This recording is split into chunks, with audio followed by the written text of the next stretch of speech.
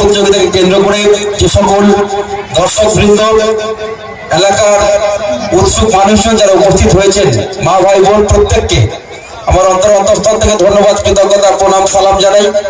বিশেষ করে কৃতজ্ঞতা জানাই ডাকাইতপাড়া গ্রামের সকল অধিবাসী বৃন্দ, যাদের মূলত উদ্যোগে একেবারে হারিয়ে যাওয়া যে অনুষ্ঠান, সেই অনুষ্ঠানকে তারা পুনরুদ্ধার করে নিয়ে শত প্রতিকূলতার মধ্যে দিয়েও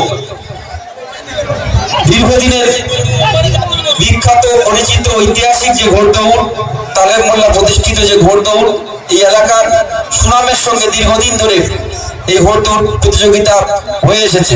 আজকের দিনে তার ব্যতিক্রম হয়নি।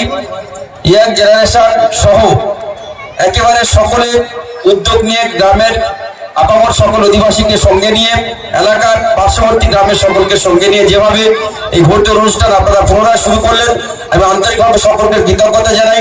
গত বছরও সড়ম্বরে পালিত হয়েছিল এবং আমরা জানি যে সবাই যে এই বাংলায় বিভিন্ন রকম আচার অনুষ্ঠান রয়েছে, বিভিন্ন রকম কৃষ্টি সংস্কৃতির মধ্যে দিয়ে বাংলা এগিয়ে যাচ্ছে।